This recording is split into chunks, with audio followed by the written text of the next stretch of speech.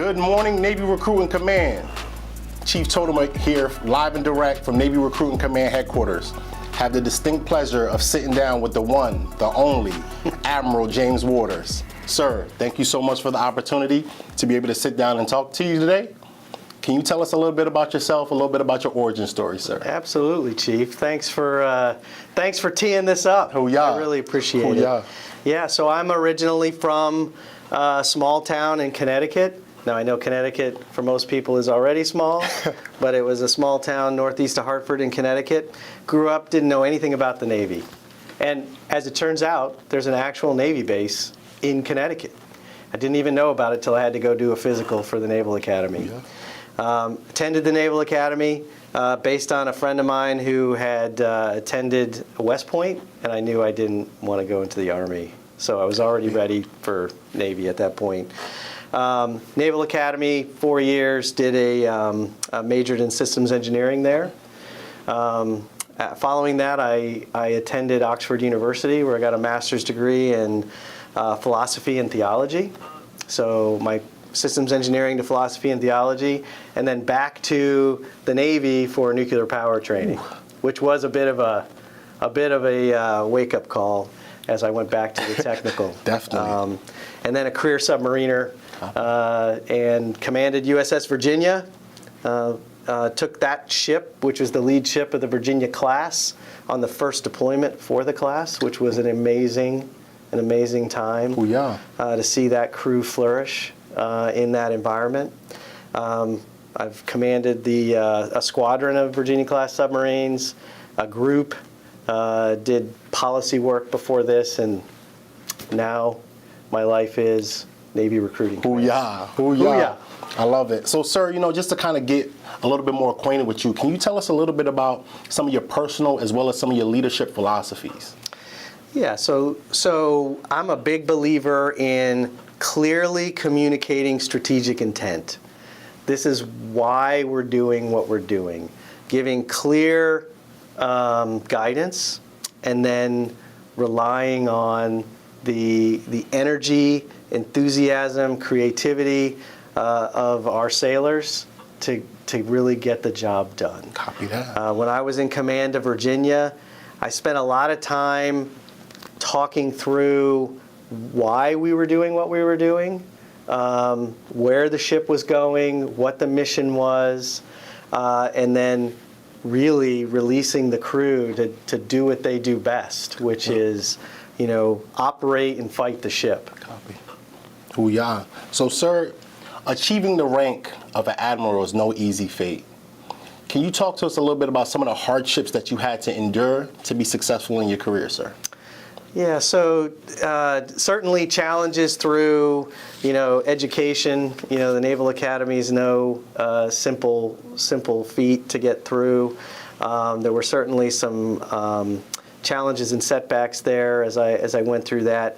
I told you the transition from my master's degree into nuclear power training. Just one short origin story there of challenge. In the early days of nuclear power school, one of the topics is thermodynamics. We have to learn a little bit about thermodynamics. As we were preparing for our first test, and remember, I graduated the Naval Academy with systems engineering. Mm-hmm. We took a practice exam. I got a 0 on it. Whew. I got nothing right. First time in my life I've faced getting nothing right. It was a pretty good setback, but it was a practice exam. Okay. I turned to, circled around a lot of my shipmates there, and was able to pass the test when it came time. That's an early one. Challenges in command. So on Virginia, we had this brand new submarine, still had the new submarine smell. Learning, growing, doing great things. We had our first tactical readiness evaluation. Big test. First one for the class, first one for the ship, and it was going well. Toward the end of that exam, we, through a procedural error, damaged a weapon. Not a severe damage, but we scratched a torpedo, which in submarine world is bad. So we failed that part of the exam. So the whole ship with this great crew came back with this failure. and the issue was all about turning that failure into an opportunity. It gave us the opportunity to do training, gave us the opportunity to bring in a lot of resources, and when it came time to evaluate us for deployment, the crew knocked it out of the park. Booyah. You overcame, sir. Overcame. Booyah. So, sir, just taking over the helm in Navy recruiting, what do you envision Navy recruiting to be in the next 6 months? In the next 6 months, Sir. making mission. Booyah. Now, and I know that sounds flippant, right? Because I said during the all hands call, we're tracking based on the first 6 months of the year, we're tracking to be about 6,500 off the 40,600 mission, Copy. right? But I think, based on what I've seen in the couple of weeks that I've been here, based on what I've seen from the response Copy. from our recruiters in the field, the mission is within reach. Copy. Right? So for the first time since March of 2020, Navy Recruiting Command hit the 25 gate for AC enlisted. Booyah. Not only hit it, we smashed it, because it was 31.7% of the mission by the 25 gate. Love it. That's early, Of course. but it's a good indicator Where we could that be.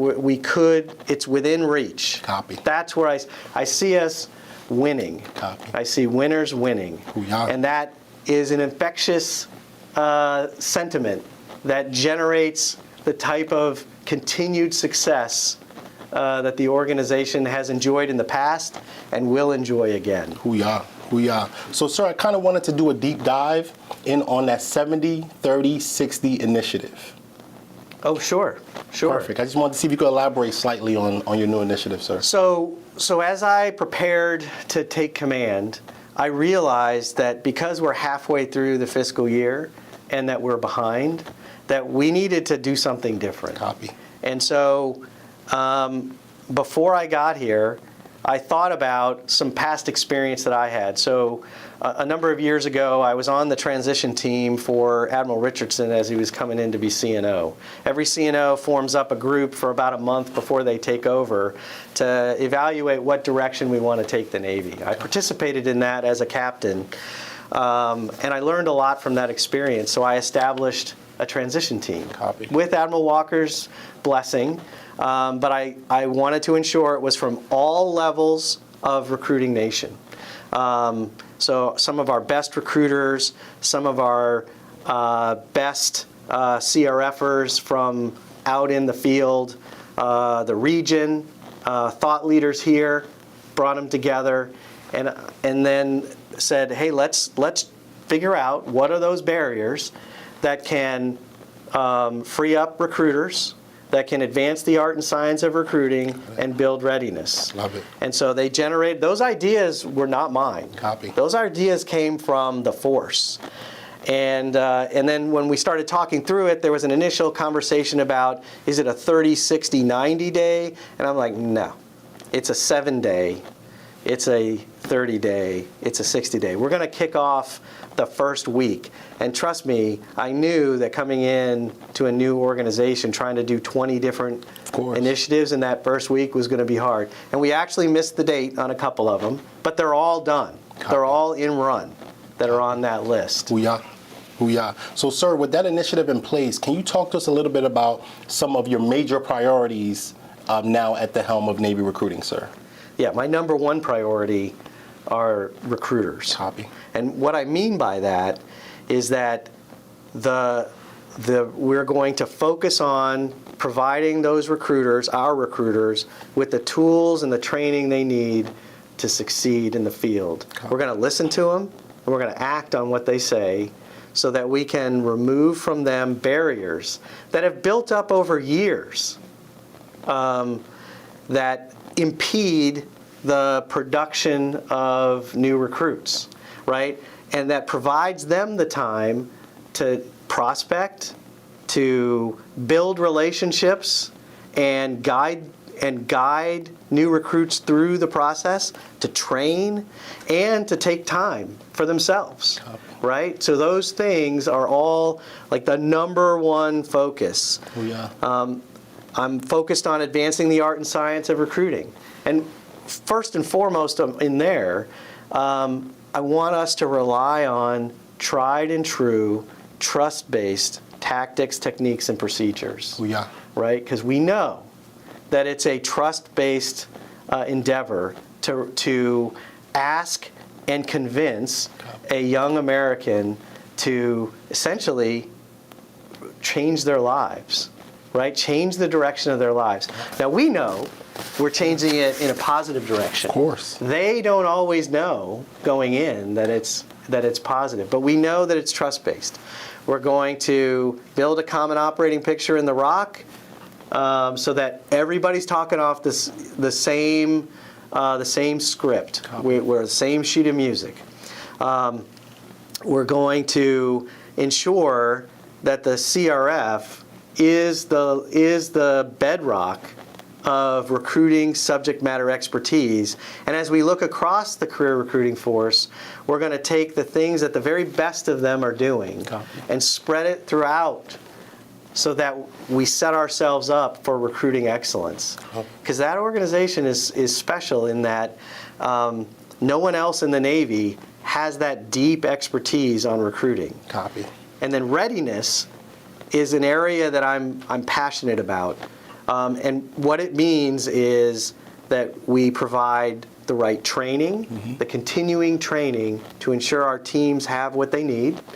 It means that we build the right culture to ensure that we can sustain that success through time with a healthy organization that we all love and respect. Yeah. Right? And readiness is one of those things that in a time of crisis, you can kind of, well, we'll get to that later. We're going to try to make mission.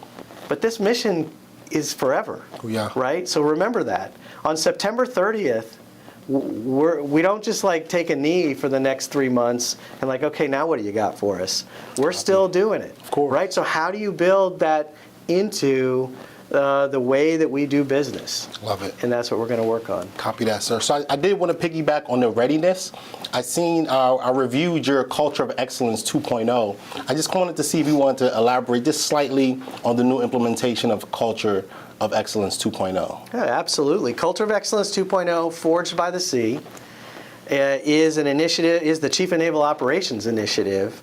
It was built within the N1 headquarters by N17, but socialized, coordinated, and with input from stakeholders throughout the fleet. It's an effort to bring together the very best of what the best organizations do to build the best cultures. To bring together those programs that are designed to contribute to great culture and stitch it together in a way that makes sense, and to provide some, real, best practices and some clear delineation of what good, better, and best looks like. Copy. It's the other really important thing about it is it lays the burden of cultural development, the culture of a command, on the commander, right? We have a tendency sometimes to think, well, commanders are only around for a year or 2 or 3, so how can they, and culture takes Of course. years. Of course. But that's no excuse. Exactly. That's my responsibility. It's all of our responsibility, but I'm accountable for it, right? And there's no shirking that. And so because we have this this now new initiative from the CNO, we need together to use it to assess ourselves and then get better in the places where we know that we may be lacking. It's also amazingly unique for Recruiting Command because very few other commands can talk about the dispersion, the geographic dispersion of their command in a way that Navy Recruiting Command can, right? So how do you do effective mentoring and coaching when you have people, from Japan to Germany? Of course. Right? So we're working on that. Copy that. Copy that. So, sir, We have recruiters that are in the field. Some may feel abandoned, might feel alone, might feel it's very difficult for them to attain the mission that they are going after every single day. Is there any piece of advice that you can give those recruiters to stay course, stay to the fight, and things will get better, and we will make that mission? Yeah, absolutely. Well, first and foremost, you have an advocate right here at Navy Recruiting Command headquarters, because I know that without our line recruiters that are out there, all over America and really the world, with them spread from Japan to Germany, that we can't do this without you. And so we have your back. My encouragement to you is we're looking hard at the goaling models that we're using so that we can, appropriately hold up expectations of what the area where you are working should generate. And so to properly align that, I am drilling hard with our analytics team on what that should look like. Yeah. I'm not convinced that the goaling distribution is done in the most effective way right now.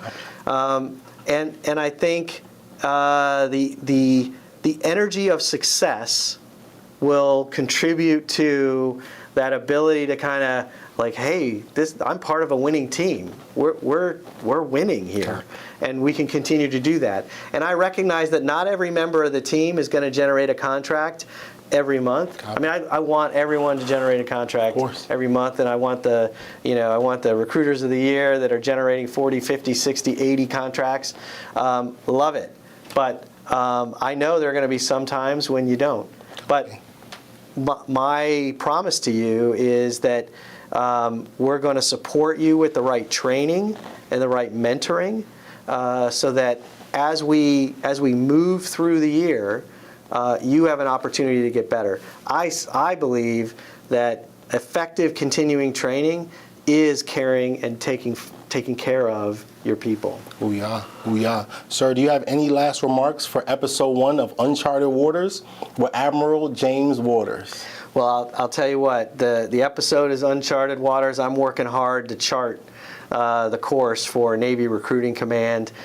And I just am so excited to be part of this organization. Yeah. I cannot think of anywhere else that I would rather be serving our Navy right now. This is a problem. Recruiting, the recruiting challenge is a problem we're solving, and this is a great team to solve it with. And when you look at COE 2.0, Forged by the Sea, when they talk about how do you define great culture, it's solving hard problems with people you trust and respect. Booyah. And that is exactly where I am. Booyah. Stay tuned for episode 2 here shortly.